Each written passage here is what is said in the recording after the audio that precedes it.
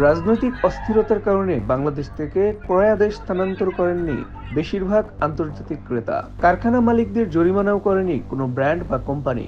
মার্কিন গবেষণা প্রতিষ্ঠান business and human rights resource সেন্টারের প্রতিবেদনে এসব তথ্য উঠে এসেছে।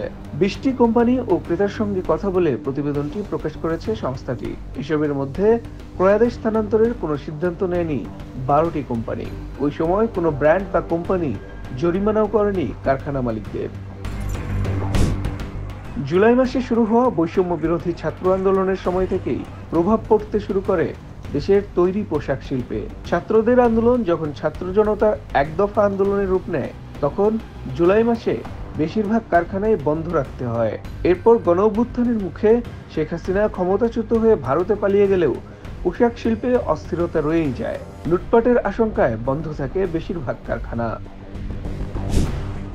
মজুরি বৃদ্ধি সহ নানা রকম দাবিতে আন্দোলনে নামে শ্রমিকরা। বাইরের ইন্ধনে সেই আন্দোলন চলে দীর্ঘদিন। এই সময় সবাই আশঙ্কা করেছিল বিদেশি ক্রেতারা তাদের ক্রয়াদেশ বাতিল করতে পারেন। তৈরি পোশাক শিল্প মালিকদের উদ্ধৃতি দিয়ে business and human rights research সেন্টারের প্রতিবেদনে বলা হয়, বৈষম্য বিরোধী আন্দোলনের সময় এ খাতে অন্তত 6,500 কোটি টাকার ক্ষতি হয়েছে। এর কারণ হিসেবে বলা হয়েছে দেরিতে পণ্য ডেলিভারি, পরিবহন খরচ এবং ঝুঁকি বৃদ্ধি, সরবরাহ চেইনে বিঘ্ন, অতিরিক্ত সময় ধরে গুদামজাত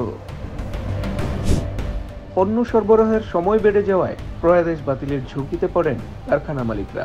সেই ঝুঁকি এড়াতে শ্রমিকদের বাড়তি কাজ করানো এবং তাদের যাতায়াতের ক্ষেত্রে আলাদা করে নিরাপত্তা ব্যবস্থা করা ও পরিবহনের ক্ষেত্রে বাড়তি খরচ, অতিরিক্ত কর্মঘণ্টার মজুরির দায় মেটানোও ছিল মালিকদের জন্য চ্যালেঞ্জের।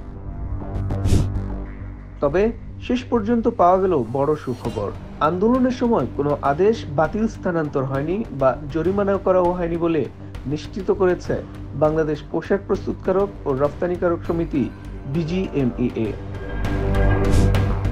তবে অন্তর্বর্তীকালীন সরকার গঠনের পর পোশাক খাতে যে অস্থিরতা দেখা দেয় তা নিয়ে শঙ্কা প্রকাশ করেছেন পোশাক মালিকরা। পোশাক খাতে স্বস্তি ফেরাতে সর্বাত্মক চেষ্টা চালাচ্ছে সরকার ও মালিক পক্ষ। ক্ষতি পোষাতে সরকারের কাছে 1 বছরের জন্য সহজ শর্তে ঋণ চেয়েছে বিজিএমইএ। সরকারের পক্ষ থেকেও দেওয়া হয়েছে সহায়তার আশ্বাস। শ্রমিকরা যেসব দাবিতে আন্দোলন করেছিলেন সেগুলোও মেনে নিয়েছে মালিক পক্ষ। সব মিলিয়ে স্বস্তির একটি পরিবেশ ফিরতে যাচ্ছে পোশাক খাতে।